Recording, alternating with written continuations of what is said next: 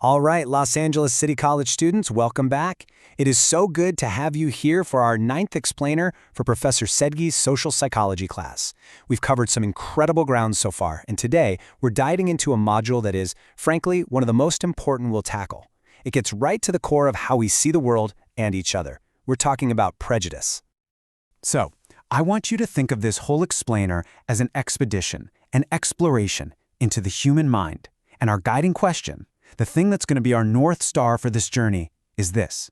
Prejudice. Where does it actually come from? This question is our map, and we're going to use it to navigate the really complex territory of our own thoughts and feelings and the social world we all live in, right here in Los Angeles. Now, before any good explorer heads out, what do?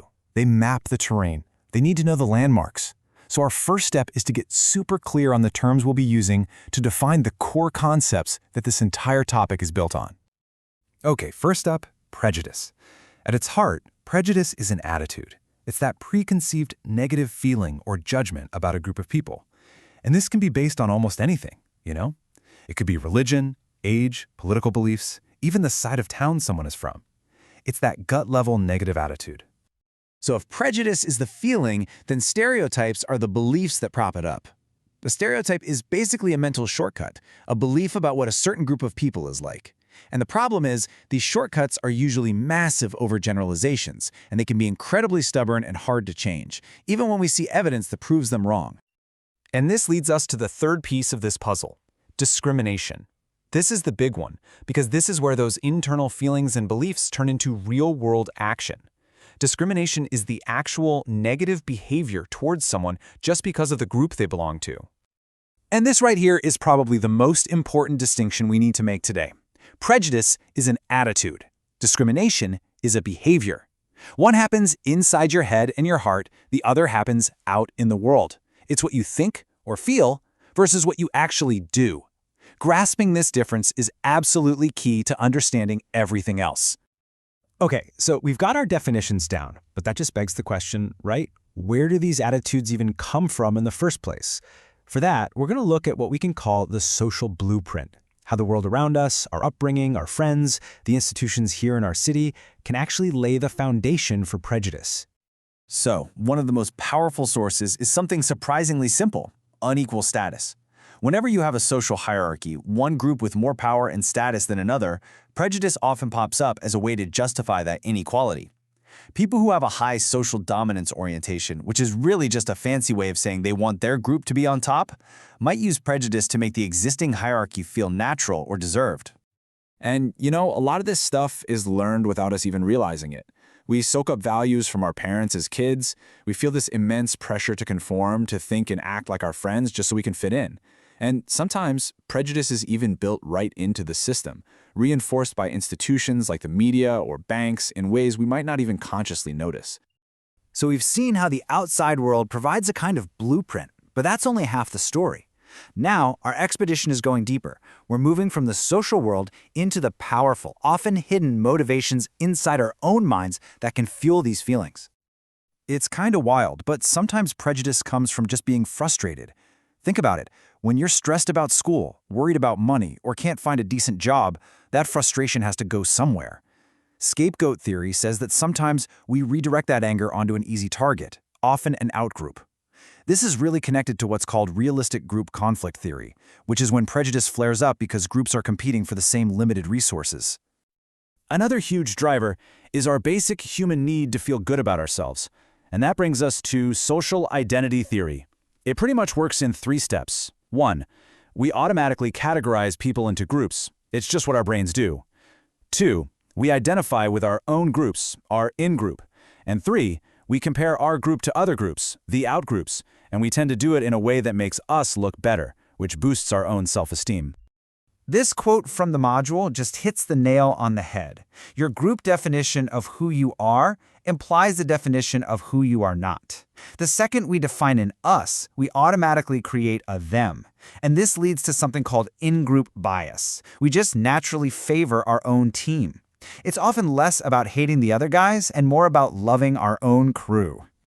So we've looked at the social world, we've looked at our inner motivations. Now for our 4th section, we're we're diving into the cognitive sources.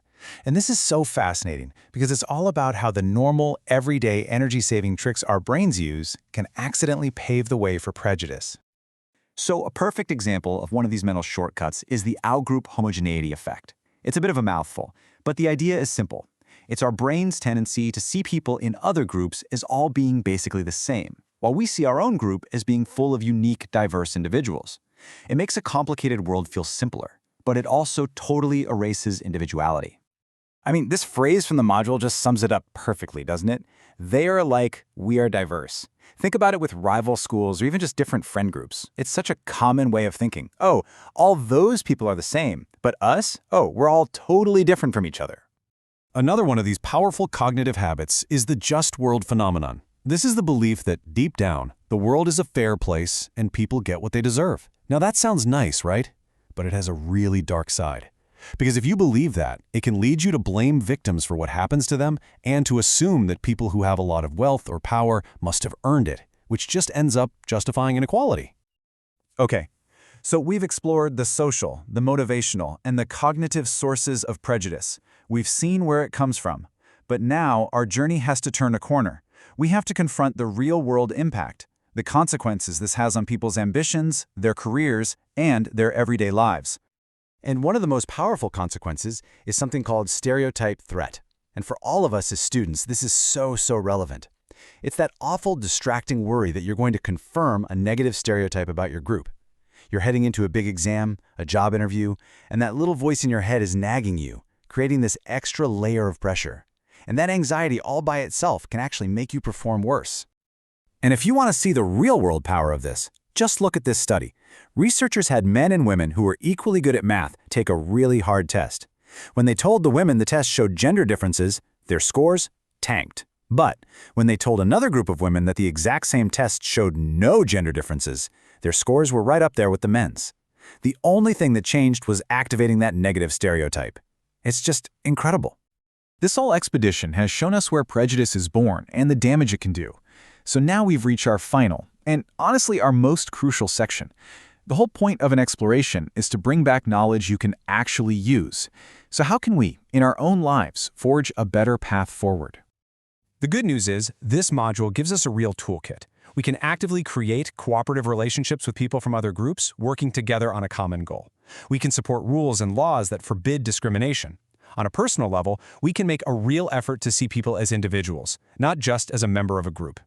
We can help make diversity the expected norm. And we can even use that little jolt of guilt we feel when we notice our own automatic biases to help us break the habit over time. And so that brings our exploration to a close. But I want to leave you with this question from the module. Because knowing this stuff is one thing, doing something with it is everything. Now that you've seen the sources, what role will you play in breaking the prejudice habit? Thank you so much for coming along on this expedition with me today. I know this was a heavy topic, but it is such essential work for all of us to do. We only have a few modules left in the course, and I am so excited to finish this journey with you all. I'll see you for the next one.